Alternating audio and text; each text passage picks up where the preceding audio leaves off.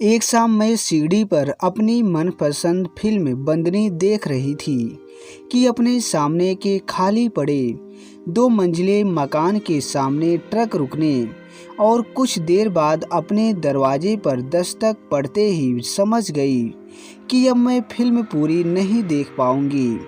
खिन्नतापूर्वक मैंने दरवाज़ा खोला तो सामने ट्रक ड्राइवर को खड़े पाया। वह कह रहा था, सामने जब रस्तोगी साहब आ जाएं तो उन्हें कह दीजिएगा मैं कल आकर किराया ले जाऊंगा। मैं कुछ कहती इससे पहले वह चला गया। मैं बालकनी में ही कुर्सी डालकर बैठ गई। शाम को सामने वाले घर पर ऑटो रिक्शा रुकते देख मैं समझ गई कि वे लोग पहुंच गए हैं।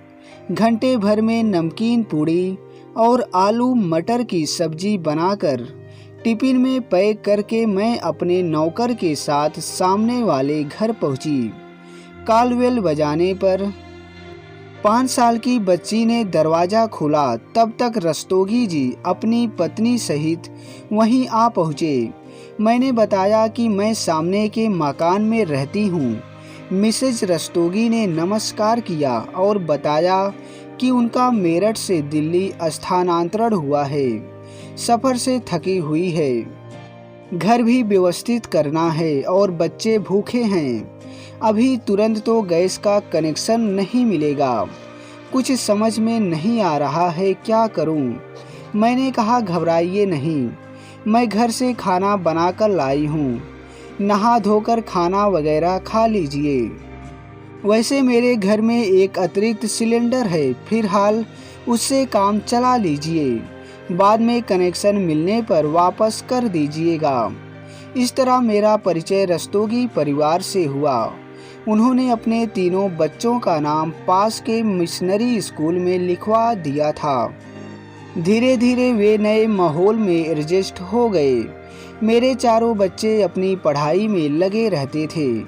बेटी पारुल ने मैट्रिक का इम्तिहान दिया था। प्रिया आईकॉम कर रही थी। पीयूष एमबीए और अनुराग मैकेनिकल इंजीनियरिंग कर रहा था। इस तरह सभी व्यस्त थे।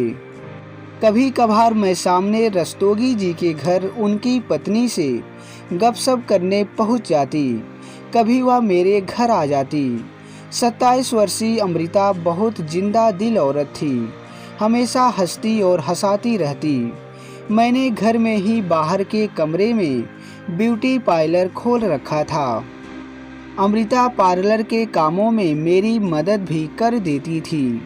इधर 3-4 दिनों से वह मेरे घर नहीं आ रही थी तो मैं उसके घर पहुंच गई। कॉलबेल बजाने पर एक अपरिचित चेहरे ने दरवाज़ा खोला। मैं अंदर गई, तभी किचन से ही अमृता ने आवाज़ लगाकर मुझे वहीं बुला लिया। मैं किचन में गई। अमृता आलू गोभी के पकौड़े तल रही थी। उसी ने बताया कि उसकी छोटी बहन रति का दाखिला उन लोगों ने यहीं कराने का फैसला किया है। कॉलेज के हॉस्टल में रहने के बजाय वह उनके साथ ही रहेगी। अमृता का अब पार्लर या मेरे घर आना बहुत कम हो गया था। अब वह बहन, बच्चे और पति की तीमारदारी में ही लगी रहती। कभी घर आती भी तो अपनी बहन रति को फेशियल या हेयर कटिंग कराने।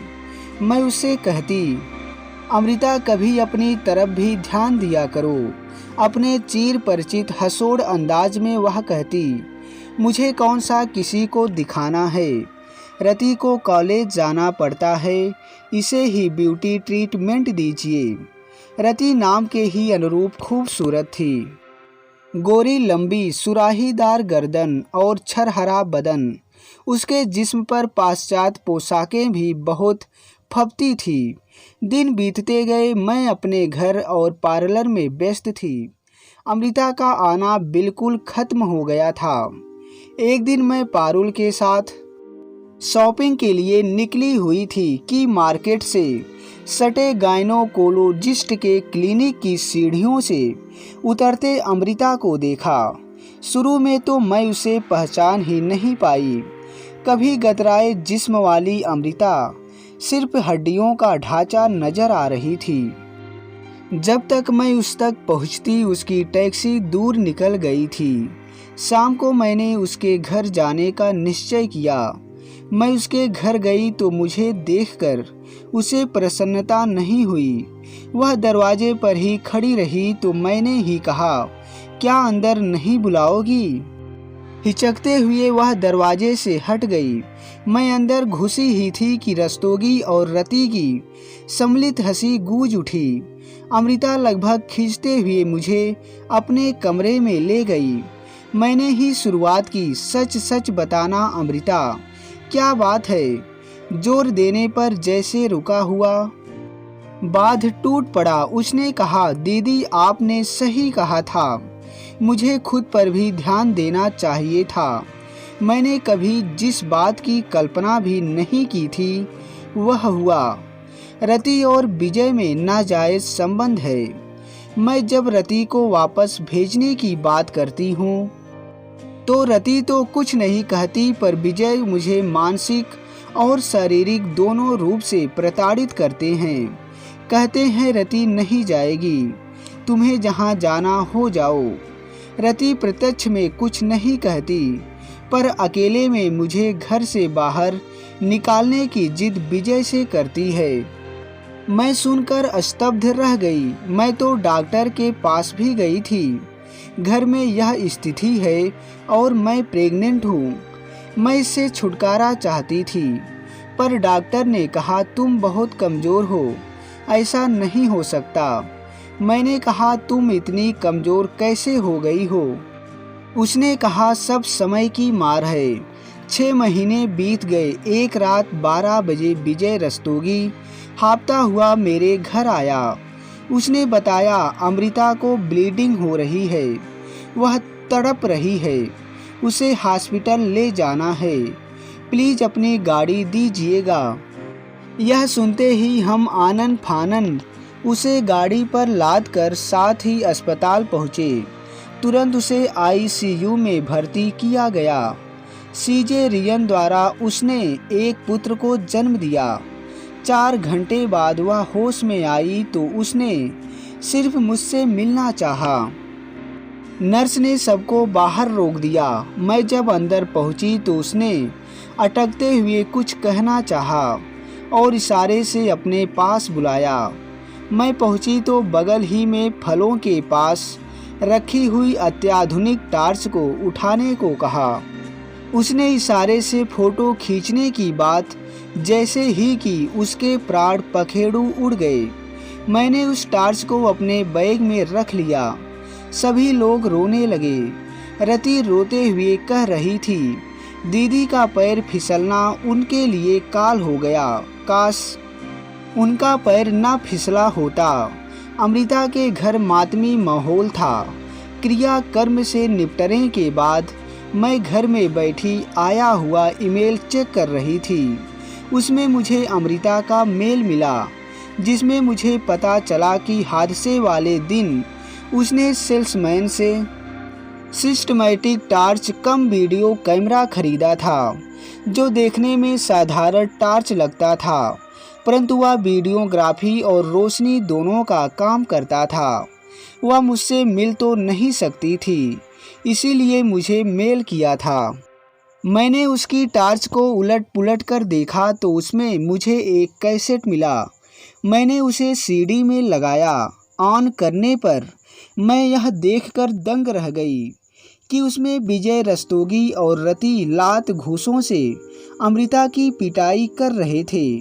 रस्तोगी की लात जोर से पेट पर पड़ने से अमृता छटपटाती हुई फर्श पर गिरकर बेहोश हो गई। पूरा फर्श खून से लाल होने लगा था। महंगी टार्च की असलियत जाने बगैर दोनों ने अमृता को फिजूल खर्ची के लिए पिटाई की थी। मैंने तुरंत हरिया को भेजकर अमृता के मम्मी पापा को अपने घर बुलाकर उन्हें कैसेट दिखलाया, जिसे देखकर उन्होंने सिर पीट लिया। सहसा उन्हें विश्वास नहीं हो रहा था कि रति ऐसा घृणित कार्य कर सकती है, परंतु आंखों देखी को झुटलाया नहीं जा सकता था। रति और विजय से पूछने पर दोनों बिफर पड़े। तब अमृता के पापा ने उन्हें सीडी ऑन कर उनकी करतूतों का कच्चा चिट्ठा उन्हें दिखा दिया।